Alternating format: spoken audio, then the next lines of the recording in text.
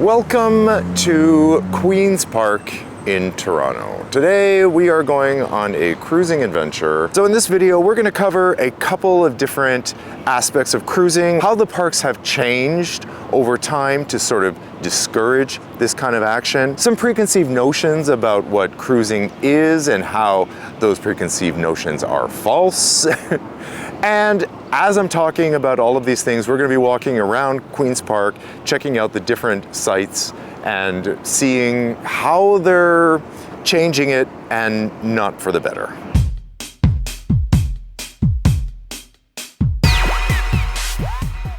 So the inspiration for this video came from my friend Marcus McCann, and if that name is familiar, it's because he was on my podcast, Queerly Us. He's a lawyer that lives in Toronto, and he's a cruising advocate, really, protecting the rights of cruisers. On the weekend, he hosted a cruising tour where he took us to a bunch of different parks. Marcus also wrote a book. It's called Park Cruising. I have this copy as a giveaway. I will be putting together a giveaway very soon. I don't know what that looks like yet, but those who enter obviously have the chance to win Park Cruising by Marcus McCann.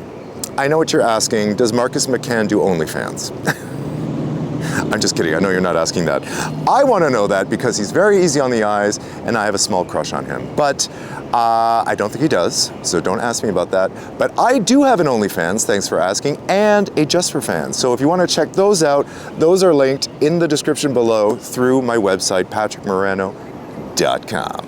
So one of the topics that Marcus brought up during our tour was a couple of things. How parks are being altered now to discourage cruising. One example of this in Queen's Park specifically is this.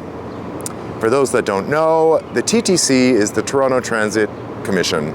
Right at the northern tip of the cruisiest part of Queen's Park is this brand new subway station entrance. Did they do it on purpose? Is the question. Here's another view of it. As you can see, it's the opening right here. It's at the north end of this park where this is where a lot of the cruising happens. Another way that they are changing the park spaces to make them less inviting to cruisers, or something that they have done in the past, is that parks used to be lined with bushes bordering all the way around the park so that you could come inside the park and enjoy a quiet refuge from the city.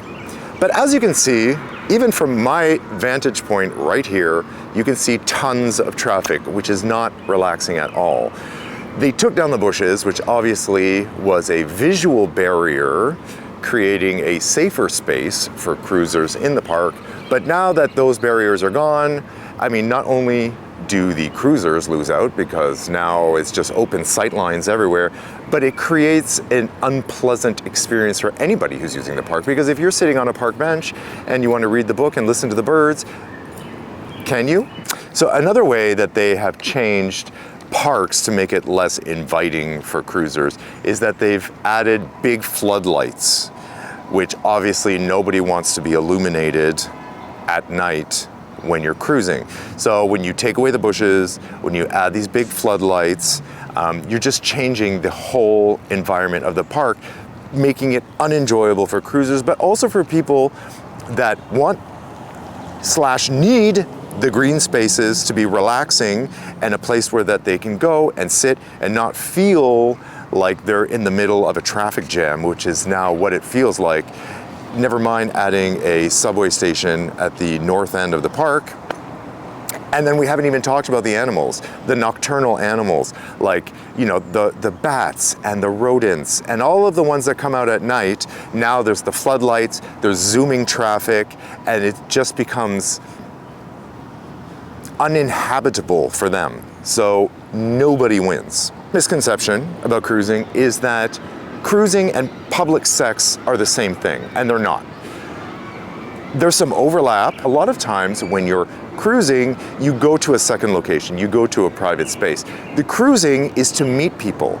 Instead of going to a bar, for example, you go to the park, and that's where you can meet somebody IRL. And leave a comment down below. What is your favorite place to cruise, or where have you had the most success cruising? We're talking about obviously parks today, but for you it might be something different, so let us know in the comments. Okay, now you're gonna notice that there's a lot of tight shots that I'm using for this video, but that's because this park is full of people and I just don't want them to be in the video. But at night, it becomes extremely cruisy.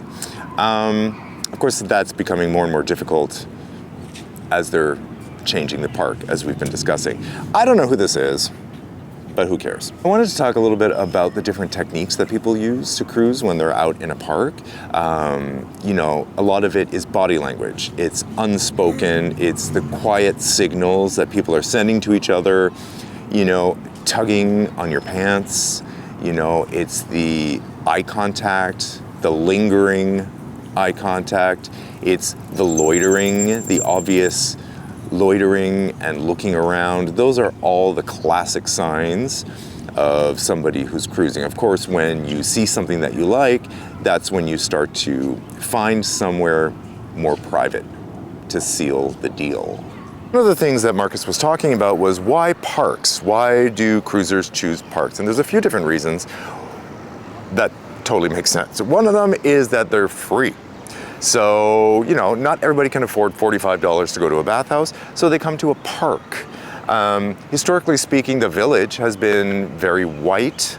The bars were catering to white people. So if you didn't fit that, if you were a person of color, if you were a trans person, then the parks were more democratic. Back in the days, women weren't out at night. Men were allowed to be out at night by themselves, and nobody would question that. But a woman would never be out alone by herself. So that gave an opportunity for men to go out by themselves to meet other men, because it wouldn't be strange for a man to be out late at night.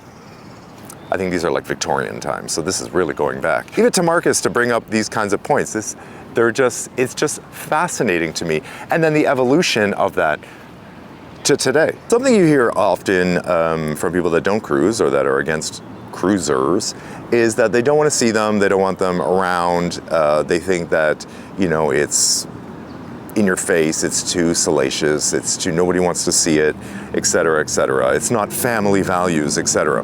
There's a great story that Marcus told about a woman, an older woman who used to walk her dog at night, and she chose this really cruisy park to do it in because her reasoning was that she felt safer knowing that there were other people in the park, namely the men cruising, that she felt safe going into the park at night. In case something would happen, she could yell out, and then there would be other people there to, you know, come to her rescue. The other important point that came up that I found really interesting was nobody thinks about this. They think it's the opposite. But what's true is that the person that's cruising is more at risk than a non-participant.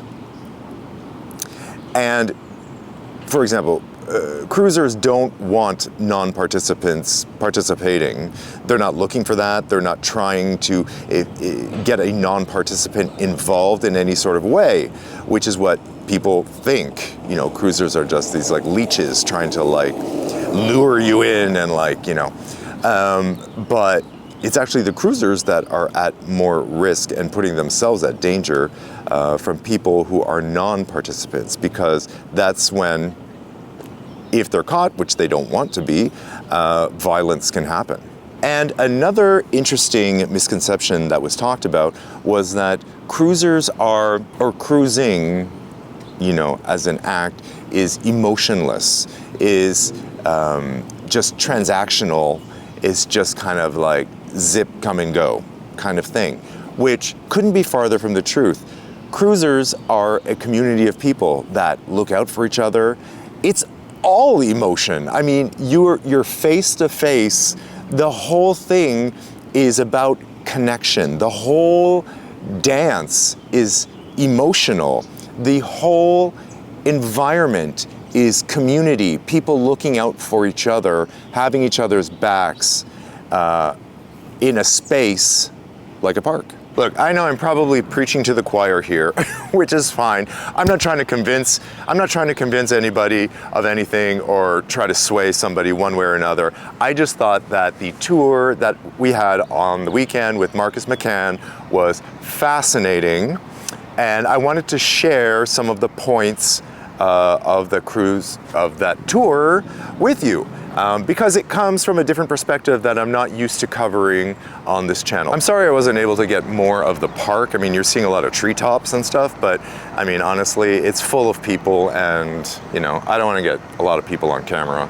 So yeah, you're just gonna have to come check it out for yourself at night. So if you were wondering, it's called Queen's Park because right here there's like a provincial legislature building that sits at one end of the park, and then the park is behind that, which is another reason why I'm just like so surprised that this park would be so cruisy, because I would think that a park that sits right behind this like provincial legislature building wouldn't be like that, because I would assume that there would be a lot more security and whatnot. I'm gonna wrap it up there, so I hope you enjoyed this video. If you did, make sure you let me know by leaving a like and a comment down below.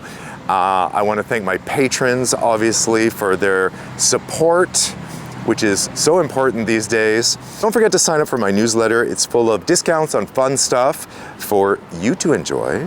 The link is on my website, which you can find in the description below.